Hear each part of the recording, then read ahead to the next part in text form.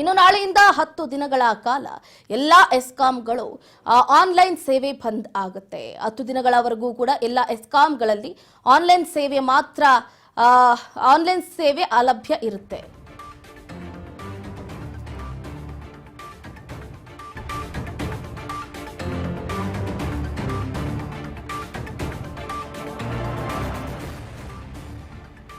ನಾಳೆಯಿಂದ 10 ದಿನಗಳ ಕಾಲ ಎಸ್ಕಾಂ ಆನ್ಲೈನ್ ಸೇವೆ ಅಲಭ್ಯ ಇರುತ್ತೆ.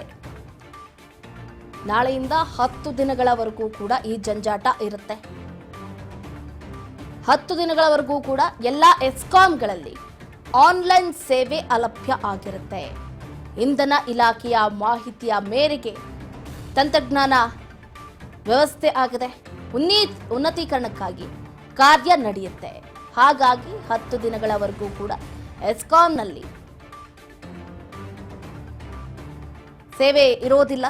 ಇಂಧನ ಇಲಾಖೆಯ ಮಾಹಿತಿ ಮೇರೆಗೆ ತಂತ್ರಜ್ಞಾನ ವ್ಯವಸ್ಥೆ ಹೆಚ್ಚೆಚ್ಚು ಉನ್ನತೀಕರಣ ಆಗಬೇಕು. ಹಾಗಾಗಿ ಕಾರ್ಯವನ್ನ ನಿರ್ವಹಿಸಲಾಗುತ್ತೆ. ಸಾಫ್ಟ್ವೇರ್ ಅಪ್ಗ್ರೇಡ್ ಮಾಡುವ ಹಿನ್ನೆಲೆ ಎಲ್ಲ ಆನ್ಲೈನ್ ಸೇವೆಗಳನ್ನು ಕೂಡ ಸ್ಥಗಿತ ಮಾಡುವುದಕ್ಕೆ ನಿರ್ಧಾರವನ್ನ ಕೈಗೊಳ್ಳಲಾಗಿರುವಂಥದ್ದು. ಮಾರ್ಚ್ 10ರಿಂದ ಮಾರ್ಚ್ 19ರವರೆಗೂ ಕೂಡ ಆನ್ಲೈನ್ ಸೇವೆಗಳು ಅಲಭ್ಯ ಆಗಿರುತ್ತೆ. ಬೆಸ್ಕಾಂ ಆಗಿರ್ಬೋದು, ಚೆಸ್ಕಾಂ ಆಗಿರ್ಬೋದು, ಸೆಸ್ಕಾಂ ಆಗಿರ್ಬೋದು, ಮೆಸ್ಕಾಂ ಆಗಿರ್ಬೋದು, ಹಾಗೆ ಹೆಸ್ಕಾಂನಲ್ಲೂ ಕೂಡ ಆನ್ಲೈನ್ ಸೇವೆ ಸಿಗೋದಿಲ್ಲ. ಬರೆದಿಟ್ಕೊಂಬಿಡಿ. ಇನ್ನು 10 ದಿನಗಳ ಕಾಲ ಅಂದ್ರೆ ಮಾರ್ಚ್ 10ರಿಂದ ಮಾರ್ಚ್ 19ರವರೆಗೂ ಕೂಡ ಬೆಸ್ಕಾಂ, ಜೆಸ್ಕಾಂ, ಸೆಸ್ಕಾಂ, ಮೆಸ್ಕಾಂ, ಹೆಸ್ಕಾಂನಲ್ಲೂ ಕೂಡ ಆನ್ಲೈನ್ ಸೇವೆ ಇರೋದಿಲ್ಲ.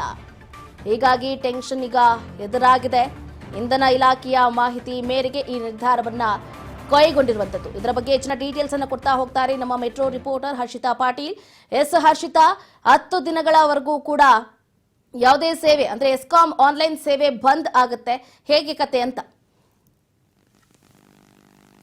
ಚಂದ್ರಕಲಾ, ಈಗಾಗಲೇ ಏನು ಅಂದ್ರೆ ನಾಳೆಯಿಂದ ಆನ್ಲೈನ್ ಎಸ್ಕಾಂ ಅಲ್ಲಿ ಯಾವುದೇ ಆನ್ಲೈನ್ ಸೇವೆಗಳು ಇರಲ್ಲ. ಅಂತಂದ್ರೆ ಬಿಲ್ ಪಾವತಿ ಆಗಿರ್ಬೋದು, ಏನಾದ್ರೂ ಸಮಸ್ಯೆಗಳನ್ನ ಆನ್ಲೈನ್ ಅಲ್ಲಿ ಅಪ್ಲೈ ಮಾಡೋದಾದ್ರೆ ಆನ್ಲೈನ್ ಸೇವೆ ನಾಳೆ ಇರೋದಿಲ್ಲ.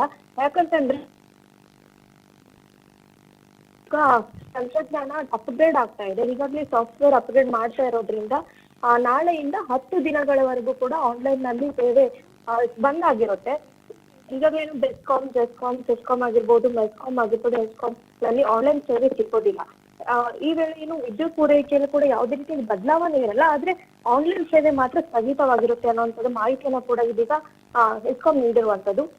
ಇನ್ನು ಬಿಲ್ ಪಾವತಿ ಆಗಿರ್ಬೋದು, ಹೊಸ ಸಂಪರ್ಕದ ಒಂದು ಅರ್ಜಿ ಸಲ್ಲಿಕೆಯನ್ನು ಮಾಡಲಾಗಿರ್ಬೋದು, ಹೆಸರನ್ನ ಚೇಂಜ್ ಮಾಡೋದಾಗಿರ್ಬೋದು, ಈ ರೀತಿಯಾಗಿ ಏನಾದ್ರೂ ಸಮಸ್ಯೆಗಳನ್ನ ಅರ್ಜಿ ಸಲ್ಲಿಸೋದಾಗಿದ್ರೆ ಆನ್ಲೈನ್ ಸೇವೆ 10 ದಿನಗಳವರೆಗೂ ಸಿಗಲ್ಲ. ಅದಾದ ನಂತರ ಏನಾದ್ರೂ ಈ ಸಾಫ್ಟ್ವೇರ್ ಅಪ್ಗ್ರೇಡ್ ಆದ ನಂತರ ಆ ದಿನಗಳಲ್ಲಿ ಒಂದು ಆನ್ಲೈನ್ ಸೇವೆ ಇರುತ್ತೆ. ಆದ್ರೆ ಸದ್ಯದ 10 ದಿನಗಳವರೆಗೂ ಕೂಡ ಮಾರ್ಚ್ 10ರಿಂದ 19ರವರೆಗೂ ಕೂಡ ಯಾವುದೇ ರೀತಿಯಾಗಿ ಆನ್ಲೈನ್ ಸೇವೆ ಇರೋದಿಲ್ಲ ಅನ್ನುವಂತ ಮಾಹಿತಿಯನ್ನು ಕೂಡ ಇದೀಗ ಎಸ್ಕಾಂ ನೀಡ್ತಾ ಇರುವಂತದ್ದು.